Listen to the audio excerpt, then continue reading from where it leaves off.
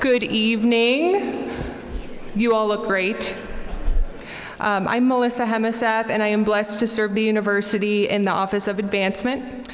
On behalf of all of us at the University of Dubuque, it is truly a pleasure to welcome all of you here for this special evening. Tonight is indeed an evening of celebration, a celebration of the investments that each of us makes in this mission known as the University of Dubuque. One of the favorite parts of our work in our office is the opportunity to create lasting relationships and hear the stories from our alumni and friends about what connects them to this place. We also have the opportunity to share stories with you about the amazing things happening on our campus and the students you are investing in when you support the university with your philanthropy. Tonight, we gathered together to highlight a story that spans over 5 decades. And that story is the one of our honorees this evening, Joe and Linda Clapety. Now, I have to be honest, when the president and I discussed our honorees for this inaugural award, I wasn't sure what to wear. I mean, it's a formal affair, but this seemed a little bit more appropriate.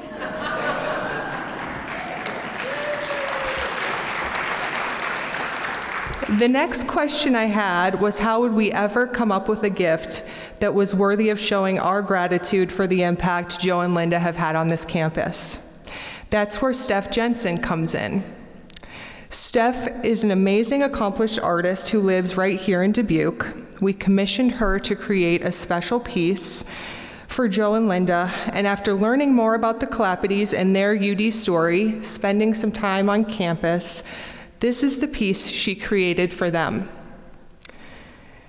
The piece, titled Heritage, is a freestanding 2-sided oil and cold wax abstract painting on a character walnut cradled board, and it's mounted to a natural piece of limestone. It was created using a special technique that consists of many layers of oil and cold wax paint. Although Heritage is an abstract, you will find many recognizable signature UD features. Steph and her spouse Kent are here with us this evening. Steph, would you stand up and be recognized, please?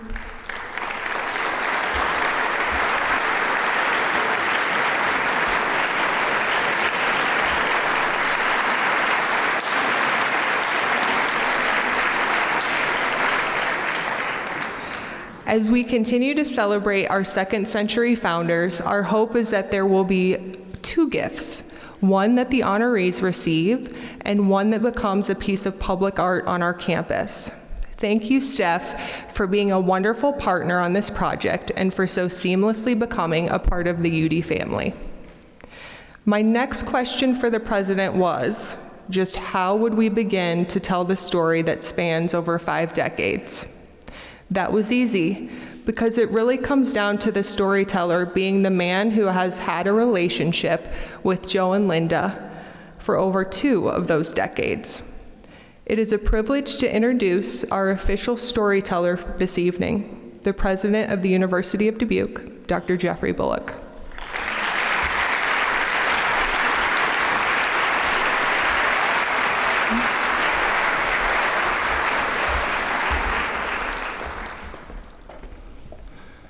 Thank you, Melissa. Welcome, everyone.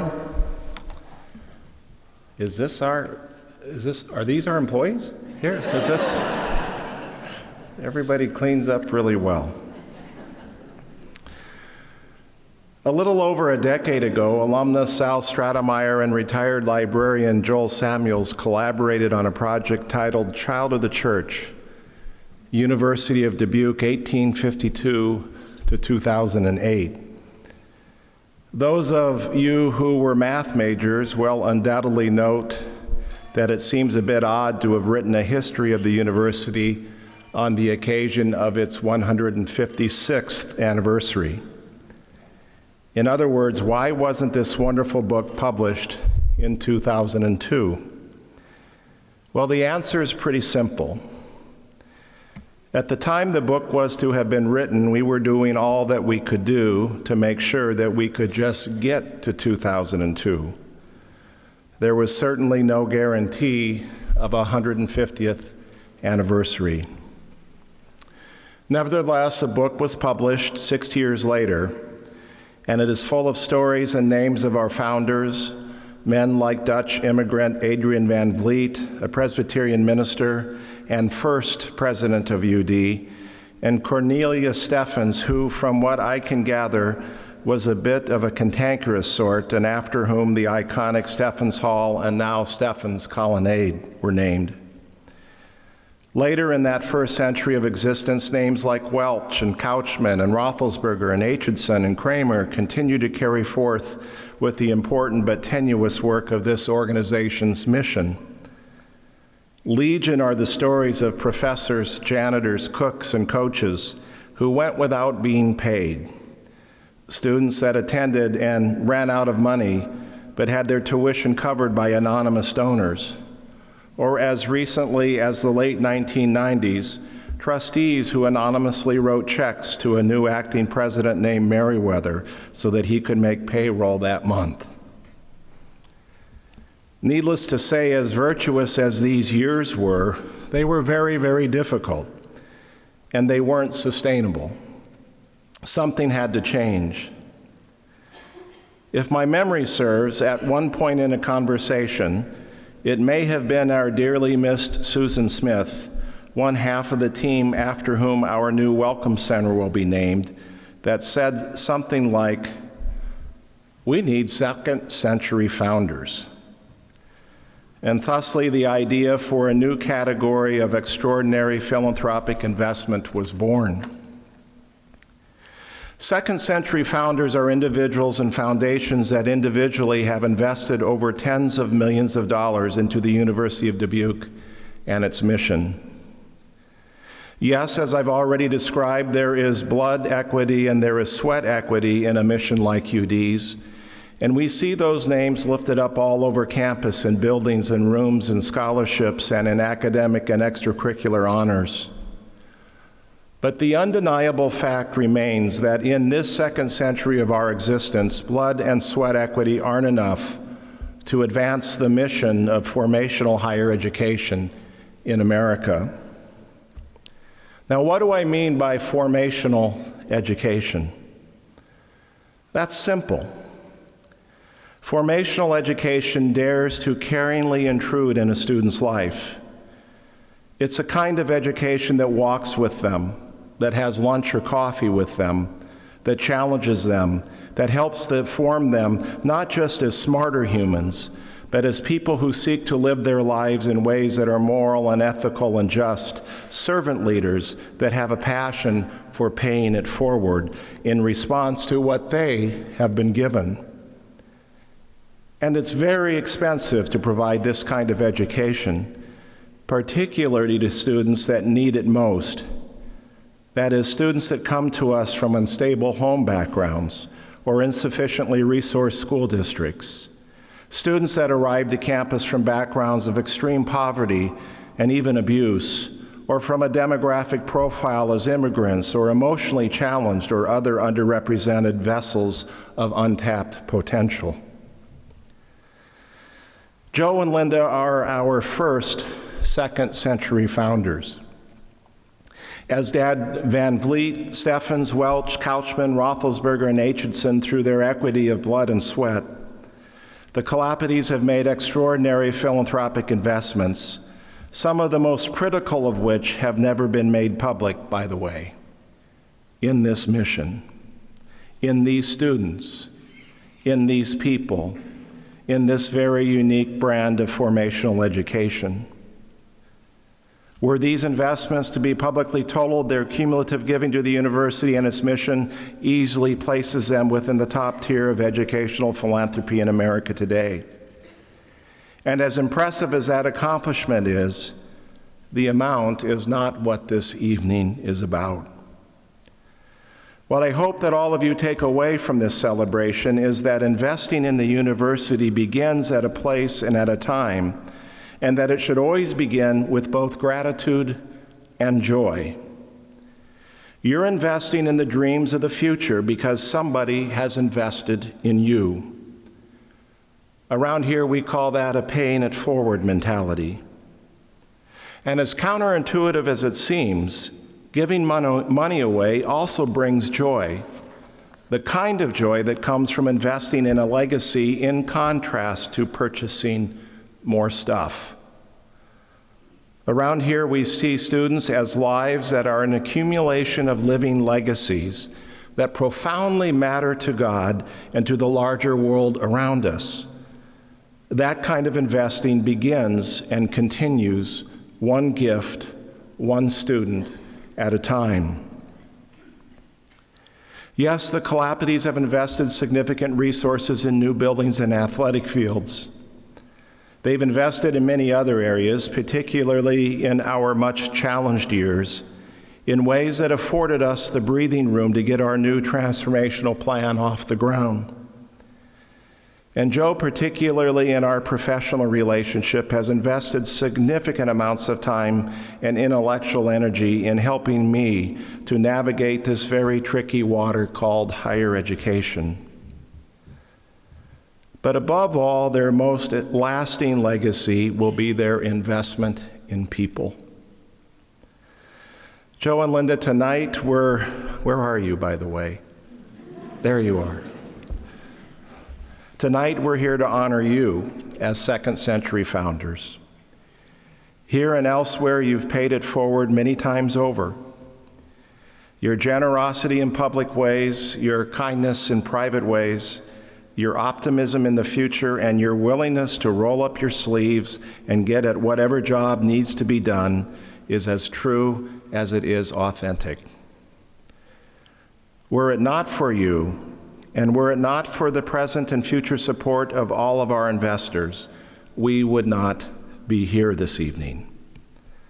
So thank you for making this night possible for all of us.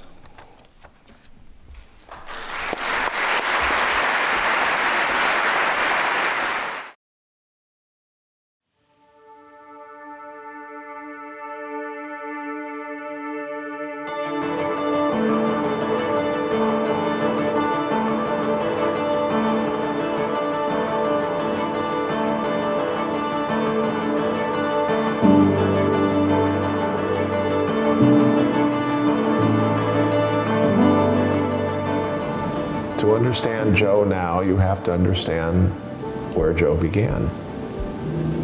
I think what makes Joe extraordinary is he's not forgotten who he is, whose he is, or where he came from.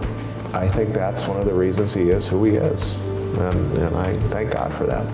I've often been asked, why do you do this? And I'll just be honest about it.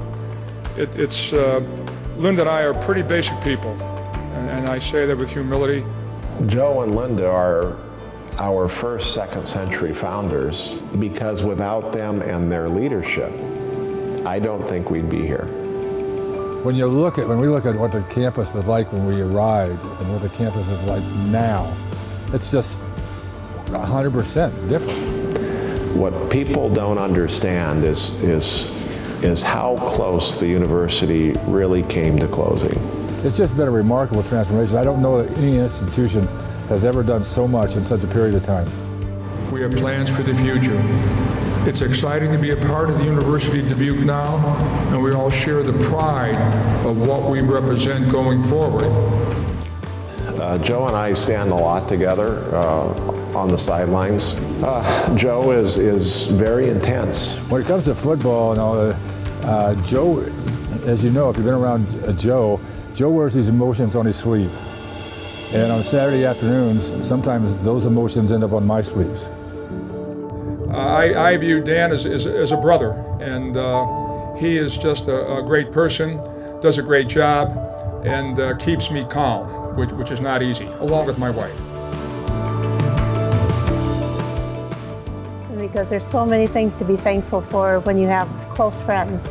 Friends and family are precious to people. And I don't know what else. Oh, this is hard because they're so precious to us.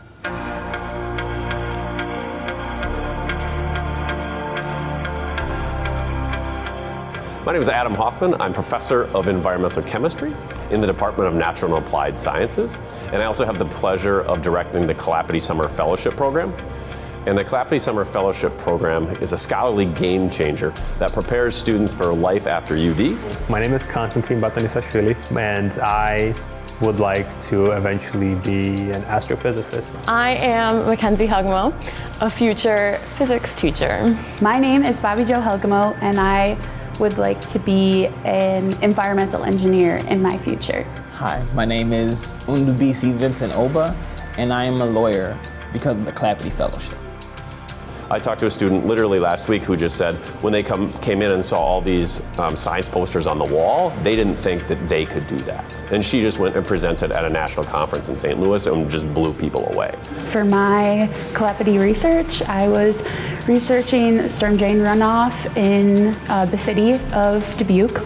My research topic was interview and interrogation techniques. My project, and I worked really close with the Dubuque Community Schools to help rewrite some curriculum for them. So my project ended up being simulating and analyzing reinforcement learning and artificial intelligence. These aren't people just doing science fair projects. They're certainly advancing the knowledge of the field in their different disciplines. Most people are dumbfounded when I tell them, yeah, we have funded fellowship on our campus. The whole research and the fellowship gave me a lot of credit in terms of my background.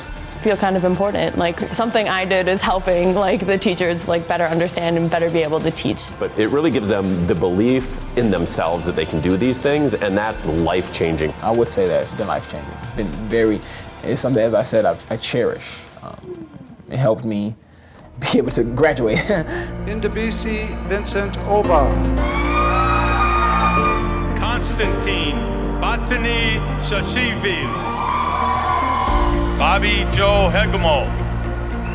The monetary part of the Clapity Fellowship has such a big impact because you can focus on your research and on school. It was extremely important for my, groceries and everything like that while I'm doing this research. And I was super grateful for it because that means I've had to be worry-free. I think it helped a lot with how the outcome of the research happens, because it's like you are only focused on that. That's how they're making the world a better place. They're investing in young people. When folks give to the University of Dubuque, they're directly investing in the future. Well, I think whenever you give to the institution, you have a strong belief that this is something that's good and that you want to be a part of that. One thing that the university has taught me, paying it forward always pays off in the end. Regardless if you know who you're paying it forward to, if you're giving to somebody you don't know, if you're giving anything, it always pays off in the end. The willingness to do it, especially not knowing me, the willingness to do it and pay it forward is huge, and it keeps it going.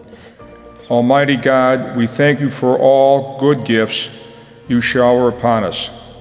So draw our hearts to you, so guide our minds, so fill our imaginations, so control our wills, that we may be wholly yours, dedicated to you. Obviously kind-hearted people to do this, and not just for one student, but for 15 students every year. Yeah. Coming from the south side of Chicago, from a single family home, mother as the breadwinner, to now being an attorney, working for the government in Illinois, has been made possible by people's generosity, their willingness to help, and their willingness to take a chance on someone like myself. I thank God that He sent people, Joe and Linda and many other individuals, to help us execute not only that plan for transformation, but to help us live into that very purposeful future. And I believe there will be more and more second century founders, and I hope one day third century founders, because of this mission. We as an institution have a rich tradition of providing opportunities to first-generation college students and students of emerging cultures. That is my heritage, and I am proud of it. At UD, we are more concerned about how someone leaves instead of their credentials when they arrive. And we infuse a breath of service and character in our graduates, which is more than merely the desire to obtain a good job.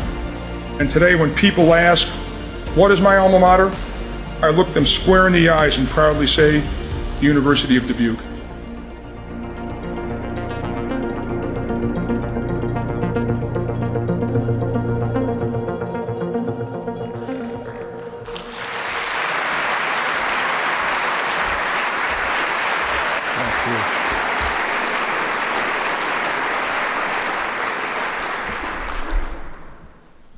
Joe and Linda, would you join us up on the stage?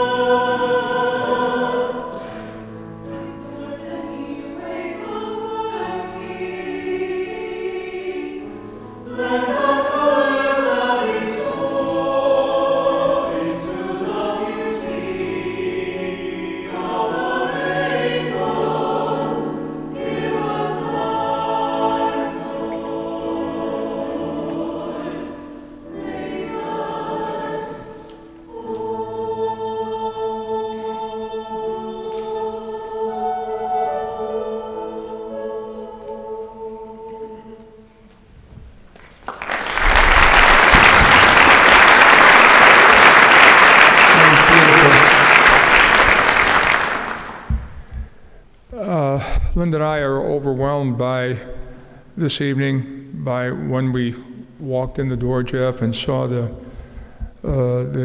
beautiful surroundings and things and the beautiful displays that you had.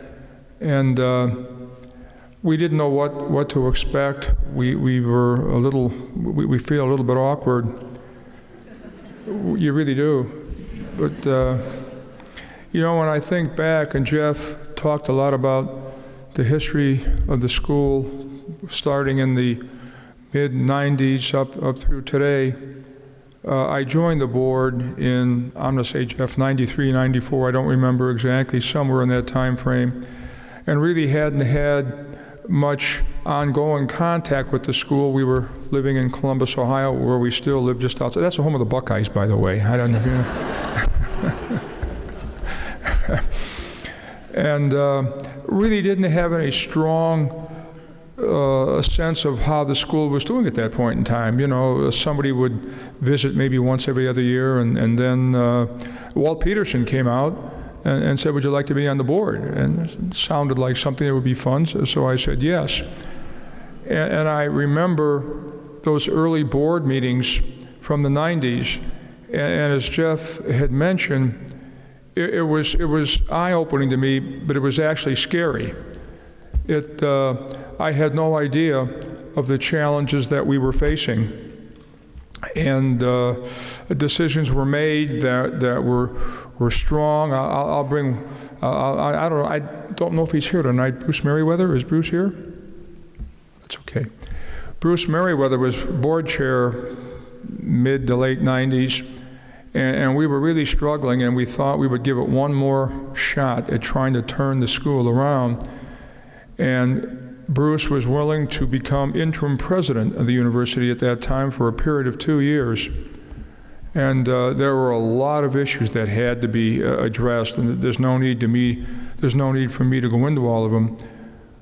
But the first and probably most important thing he did is he hired Jeff Bullock to be dean of the seminary at the age of 36. And 2 years later, at the age of 38, he became president of the University of Dubuque. And that's the starting point for the story that has been over the past 20-some years. I get melancholy when I think of the 20-some years of the transformation, and I think of the difficult times that we faced. And I can remember, and I want to say this in the right way because I don't mean it to be demeaning towards anyone, but we had a very prominent board member at that time, an alum by the name of Dennis Dammerman. And Dennis was the vice chairman of General Electric. And at the time, he was one of the candidates that was being groomed to take over for Jack Welch. Well, Dennis was like the canary in the coal mine because Dennis resigned from the board. And that really shook me up because it said, hey, if Dennis Dammerman doesn't think we can pull this off, where are we headed? I can also remember being in executive committee meetings, and God bless her, we had a financial person. Our financial officer was a fine young lady by the name of Tracy Wagner, and I knew it wasn't going to be a good meeting when she would come in crying. True story. You thought, oh no, this is going to be tough. But we saw our way through it, through Jeff, through Bruce, and board members who aren't with us today. Board members who are a key part of the group that has led this school, who have passed on. And I just want to mention some of those names, Jeff, and if I forget some, it's not through intentions. But people such as Bill Knapp, Wayne Norman, Ed Babka, Jackie Dunlop, Jewel Kinsinger, Bill Cruzy, Nick Yanis. These folks all gave tremendous support to this school in its most critical time. And as we gained momentum, and as things started to improve, as we started to actually feel ourselves hitting the ground with the transformation, and then through some very good fortune of Chuck Stoles being able to enlist the support of Charlie Meyer at a very critical time, we began to gain momentum to the point that here's where we're at today. No one would have thought possible what has happened. I remember those early days in 1998 when we put out a 10-year plan, and there were some modest goals in that plan. And I've actually thought about this, Jeff. We put the goals out, we all, 1, 2, 3 team, but I'm not so sure how many really had conviction that we would get there. But we didn't meet those goals. We surpassed them, and we did it earlier than we thought. And that's when we really felt we had gained some confidence here. I don't want to take a lot more time, but we're in a very difficult period in our country with divisiveness, questions about the direction of the country. And I want the University of Dubuque to not only remain strong, but to grow and have its influence spread throughout the region, throughout the country, and perhaps the world. What Jeff talked about with formative education is so critical. We want our students coming in to leave with a sense of purpose.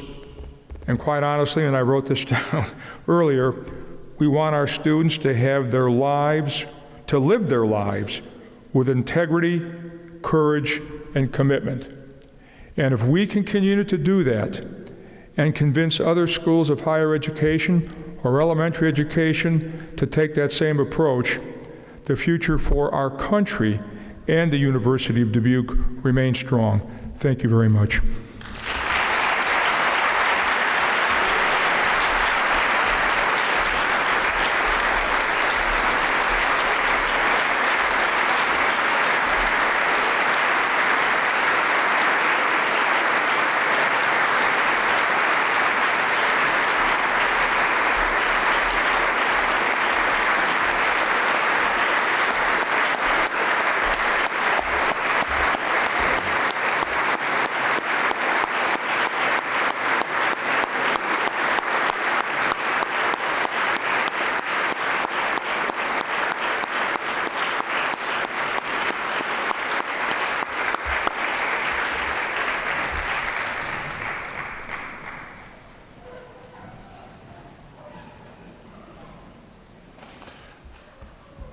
Well, as they say at the Oscars, that's a wrap.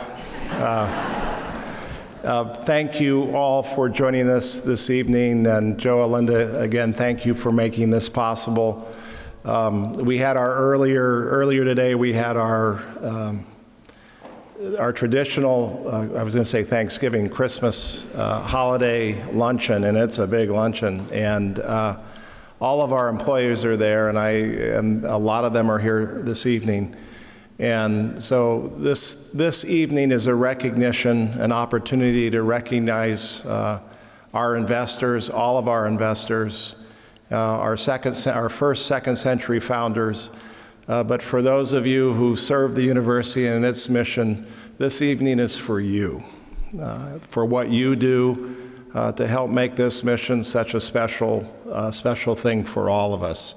So as we said earlier before we leave, in the words of that Presbyterian minister, everything in moderation. All right? All right, have a good time.